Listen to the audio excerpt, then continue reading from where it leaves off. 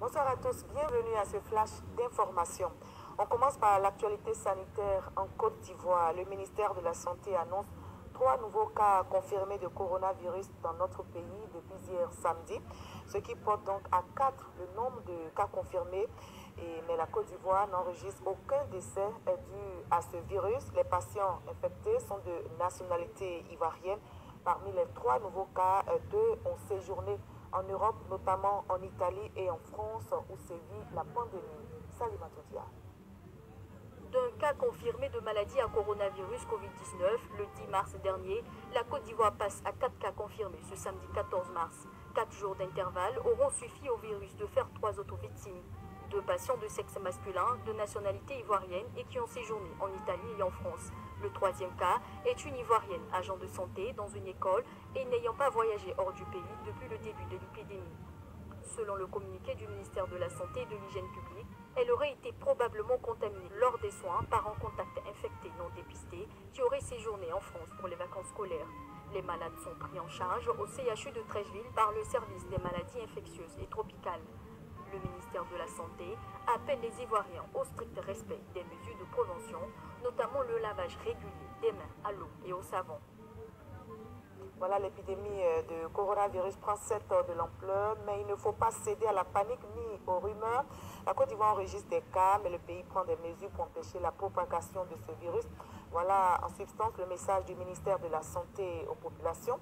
Le ministre Eugène Aka Awele invite tous les Ivoiriens au calme et surtout au respect des mesures de prévention, notamment se laver régulièrement les mains, éviter les poignées de main, les embrassades, tousser, éternuer dans le creux des coudes. Ce sont autant de gestes à observer pour barrer la route au Covid-19 en Côte d'Ivoire.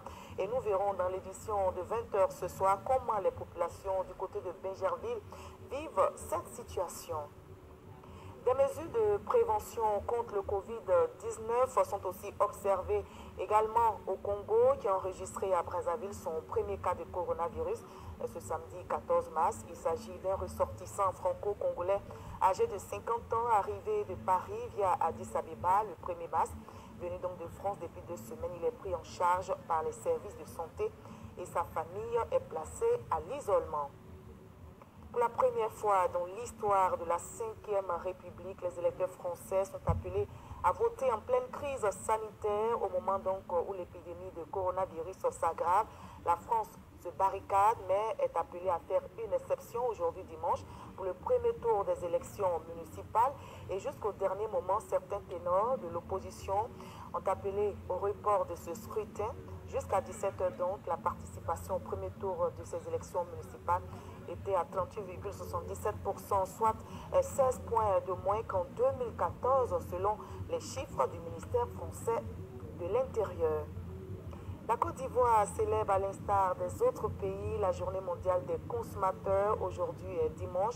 Et notez que les associations de consommateurs ont organisé une conférence autour de la question sur les préoccupations des consommateurs. Ces préoccupations sont-elles prises en compte par le plan social du gouvernement? L'objectif étant de présenter aux différents consommateurs les bénéfices de ce plan initié par le gouvernement depuis 2011. Nous y reviendrons dans l'édition de 20h. En République démocratique du Congo, Thomas Lubamba est libre. L'ancien chef de l'UPC a quitté la prison de Makala à Kinshasa où il a achevé la peine de 14 ans de prison à laquelle la Cour pénale internationale l'avait condamné pour avoir enrôlé des enfants et les avoir fait combattre en Ituri. Des centaines de sympathisants de l'UPC, milice devenue aujourd'hui parti politique, sont venus l'accueillir à sa sortie de prison. On va se retrouver à 20h pour la grande édition tout à l'heure.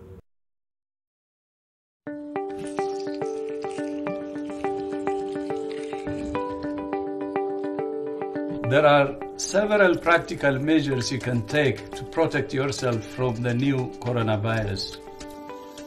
One of the most important is regular, safe and effective hand hygiene, using soap and water or alcohol-based hand rub.